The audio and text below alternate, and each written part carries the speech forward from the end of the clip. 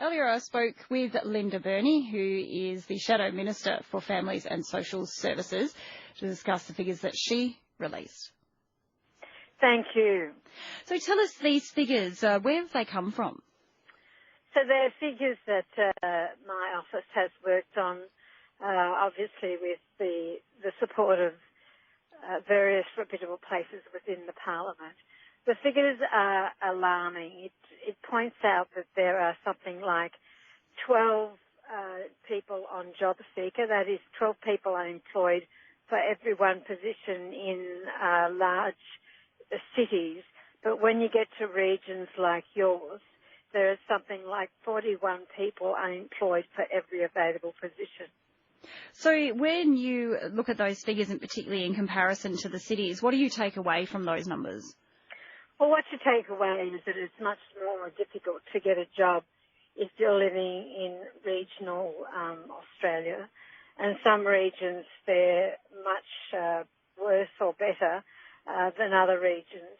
But the other thing is that it is really important that the government understands what these figures are about and works with industries within those regions to put in place training programs, to put in place specific employment programs. The idea that somehow or other, if you're on JobSeeker, then you're too comfortable to be looking for work is something I just don't accept.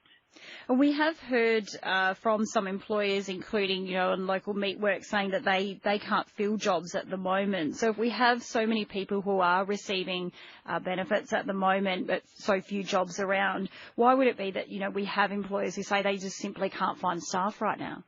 Well, I have heard that. And the first thing that I'd say is that if you're on JobSeeker, there are mutual obligations.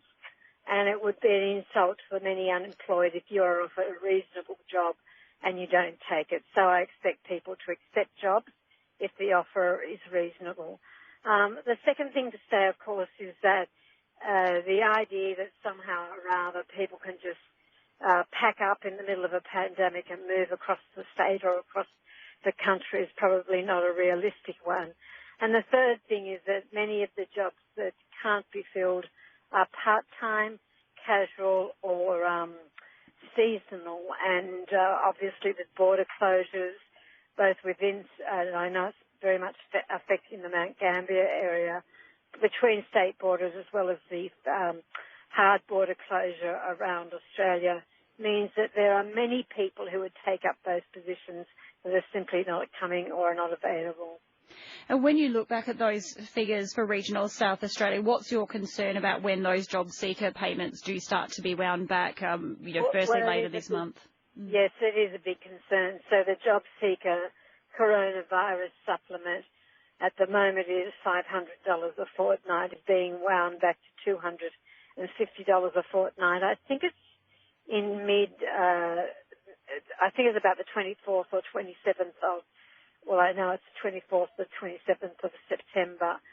And I think that the thing that the government needs to do is make an announcement about a permanent increase to JobSeeker, so that people who are on JobSeeker know what their futures are, know what they need to plan for, and know what they need to budget for.